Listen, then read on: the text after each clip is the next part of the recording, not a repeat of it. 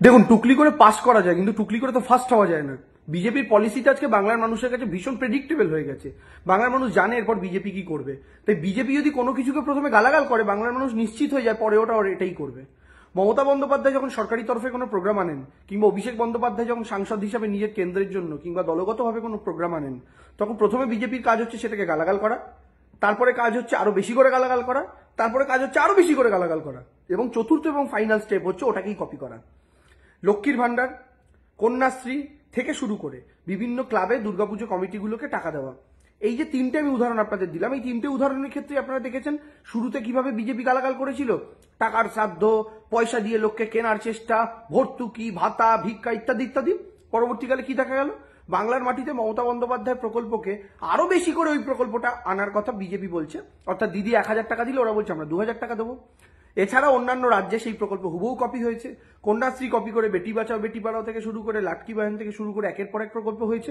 এবং finally Mamata Bandyopadhyay Durga Puja club কমিটিগুলোকে টাকা দেওয়া, সেটাও কপি করে দিল্লি থেকে শুরু করে বিভিন্ন রাজ্যে বিজেপি করেছে। তো স্বাভাবিকভাবেই এই জিনিসটা তো আমরা দেখেছি। নতুন একটা জিনিস কি দেখলাম? অভিষেক বন্দ্যোপাধ্যায় ডায়মন্ড হারবারে সেবাশ্রয়ের মতো প্রকল্প করার পর আজকে যখন নন্দীগ্রাম থেকে আওয়াজ উঠছে যে নন্দীগ্রামে আমাদের এরকম একটা প্রকল্প দরকার, কারণ এখানকার এমপি এমএলএ কে আমরা কেউ পাই না, তখনই শুভেন্দুবাবুর হঠাৎ করে মনে হলো ওটার কপি করে একটা হেলথ ক্যাম্প করি। আর সেই হেলথ ক্যাম্প তিনি করলেন, তাও কবে?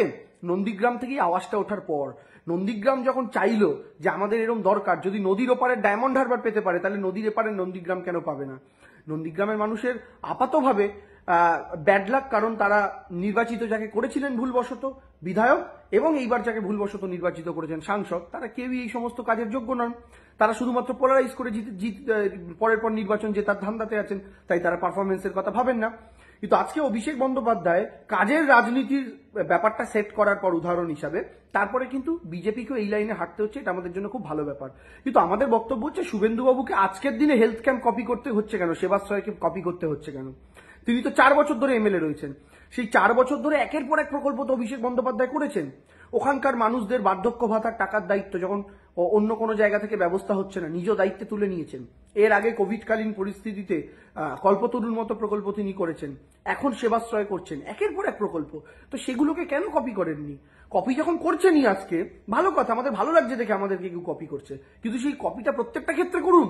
আলটিমেট উদ্দেশ্য তো মানুষকে রিলিফ দেওয়া, সেই মানুষগুলোকে রিলিফ দিন।